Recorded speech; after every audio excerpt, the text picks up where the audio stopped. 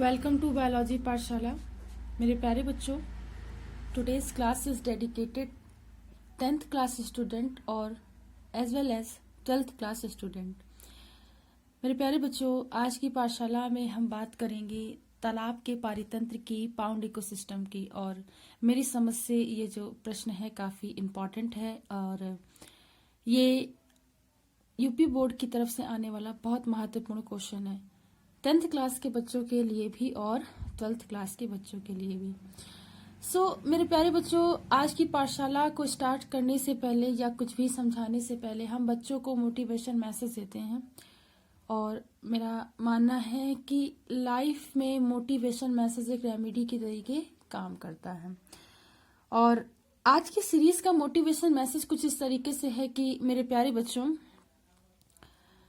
मेरा व्यक्तिगत रूप से मानना है कि प्रार्थना में काफी शक्ति होती है और अगर हम किसी चीज के लिए प्रार्थना करते हैं तो ईश्वर उसे जरूर सुनता है। इसलिए अगर कोई ऐसी स्थिति पे जो आप कुछ कह ना पा रहे हैं, कुछ समझ ना पा रहे हो, या आप कोई भी हालात में अपने आप को काबू ना कर पा रहे हो, तो आप उस स्थिति के लिए, उसके निवारण के लिए आप प्रार्थना जरूर कीजिए। इसलिए मेरे प्यारे बच्चों, आप हमेशा प्रयास करते रहिए और आगे बढ़ते रहिए। देखिए, आपसे क्वेश्चन पूछा जाएगा कि तालाब के पारितंत्र का स्वच्छ नामांकित चित्रण कीजिए या सचित्र व्याख्या कीजिए, मतलब चित्र के सहित व्याख्या कीजिए। तो देखिए, तालाब का पारितंत्र क्या होता है समझिए। तालाब का पारितंत्र, ठीक है, अपने आप में एक स्वनियामक पारितंत्र होता है। तो यहां से एमसीक्यू भी बनता है। तालाब अधिक गहरा न हो करके उथला होता है और इसमें जल सदैव स्थिर रहता है। कैसा रहता है? स्थिर रहता है। इसके शांत जल में वनस्पति जो होती है बच्चों, प्रचुर मात्रा में पाई जाती है। तालाब में जंतुओं व बड़े पादपों, सूक्ष्म जीवों की बहुलता होती है।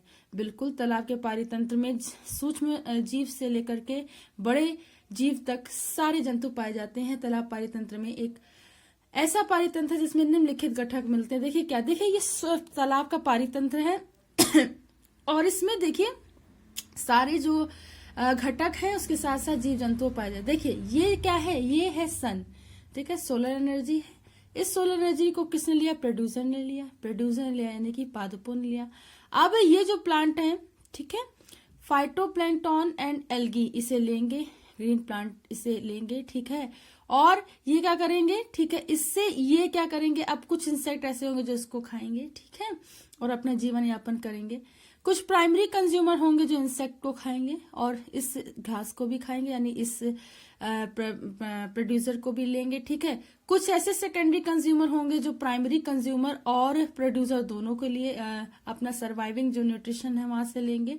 टर्सरी कंज्यूमर मतलब प्रोड्यूसर प्राइमरी कंज्यूमर और सेकेंडरी कंज्यूमर से अपना भोजन प्राप्त करते हैं। उसके बाद डेड एंड डिके जितने भी डिकम्पोजर्स होते हैं लाइक बैक्टीरिया एंड फंजाई, ये क्या करते हैं? डेड एंड डिके मटेरियल पर रहते हैं, ठीक है, और ये एक एक्वेटिक माहौल में होता है, एक जलीय माहौल में होता है, जिसे तालाब का पारितंत्र कहते हैं। चलिए, तालाब के पारितंत्र में निम्नलिखित घटक होते हैं। कैसे घटक होते हैं? निम्नलिखित। चलिए देखिए, abiotic component of pond ecosystem, तालाब के पारितंत्र के अजीवीय घटक। ये पारितंत्र के निर्जीव घटक होते हैं। अजीव मतलब अनुपस्थित जीव, यानी कि निर्जीव घटक होंगे। कौन कौन से इसमें जीव नहीं प्रेजेंट होंगे? जैसे कि जल, CO2, oxygen, calcium, nitrogen, phosphorus के लवण, अमीनो अम्ल, ह्यूमेरिक एसिड आदि। और ठीक है, इसके अतिरिक्त प्रकाश, ताप, जल की आर्द्रता, pH, दीप्ति काल, अन्य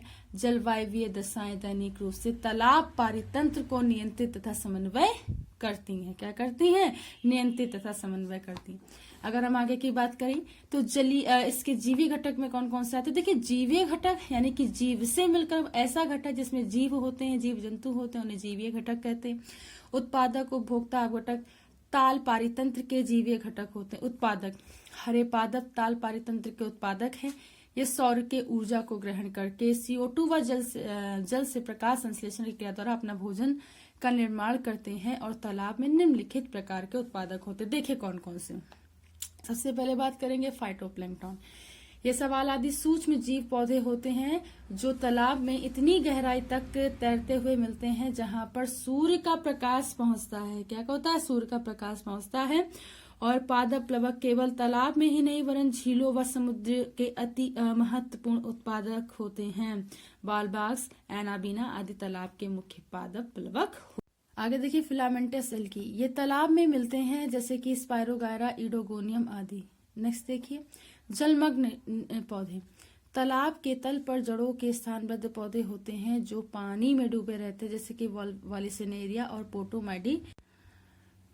प्लवमान पौधे कैसे होते हैं? इनकी जड़ें तालाब के तल पर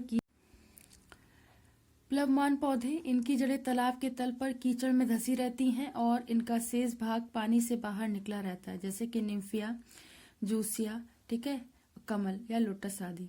उपभोक्ता को देखिए ये विषम पोषित जीव हैं जो हरे पौधों के द्वारा निर्मित कार्बनिक भोजन पर आश्रित होते हैं। तालाब में 3 प्रकार के उपभोक्ता होते हैं, प्राथमिक उपभोक्ता, द्वितीयक, तृतीयक उपभोक्ता। सबसे पहले देखते हैं प्राथमिक उपभोक्ता। ये शाकाहारी होते हैं जो पौधों को खाते हैं या फिर तालाब के तल पर पड़े पादप अवशेषों को खाते हैं। ये बड़े सूक्ष्म और दोनों आकार के होते हैं, निम्नलिखित प्रकार के होते हैं। देखिए बेंथास, ये पौधों के सीधे संपर्क में रहते हुए उनका सेवन करते हैं तथा कुछ अन्य तालाब के तल पर पौधों के अवशेषों को खाते हैं। इन्हें डेट्रीवरस भी बोलते हैं या अपृतभोजी भी बोलते हैं। मछलियां, कीटों के लार्वी, बीटल्स, माइट्स, क्रस्टेशियन तथा मोलस्कस तालाब के पारितंत्र के बेंथास या नितलक कहलाते हैं। कुछ स्तनधारी जैसे कि गाय, भैंस आदि तालाब के किनारे पर उगे जड़े वाले पौधों का सेवन करती हैं और कुछ पक्षी तालाब में उगे हाइड्रोफाइट्स पौधों को खाते हैं। आगे देखिए जूप्लैंक्टन, कुछ रोटीफर, प्रोटोजोआन, साइक्लॉप्स, स्टेनोसाइप्रिस आदि क्रस्टेशियन तालाब पारितंत्र के प्राणी प्लवक होते हैं, मुख्य रूप से पादप प्लवकों को खाते हैं। सेकेंडरी कंज्यूमर, ये मांसाहारी जंतु होते हैं जो शाकाहारी जंतुओं का भक्षण करते हैं और कीट व कुछ मछली तालाब पारितंत्र के द्वितीयक उपभोक्ता होते हैं। इनके एग्जाम्पल याद रखिएगा कि कीट व कुछ मछलियां तालाब के पारितंत्र के द्वितीयक उपभोक्ता होती हैं। मुख्य रूप से क्या होती है? कीट और मछलियां हैं। जलीय बीटल्स आदि अधिकांश कीट प्राणी प्लवकों का भक्षण करती हैं। नेक्स्ट देखिए टर्सरी कंज्यूमर, ये बड़ी मछलियां होती हैं। तो पूछा जाता है बड़ी मछलियां कौन सी हैं? टर्सरी यानी तृतीय उपभोक्ता हैं जिन्हें गेम फिश भी कहते हैं। कुछ जंतु और भी होते हैं। तालाब में मछलियां एक से अधिक पोषण रीतियां को अपनाती हैं। छोटी मछलियां शाकाहारी होती हैं, पादप प्लवकों तथा भोजन के भागों को खाती हैं और तालाब के तल पर पेड़ के पौधे के अवशोषों का अवशोषण करती रहती हैं।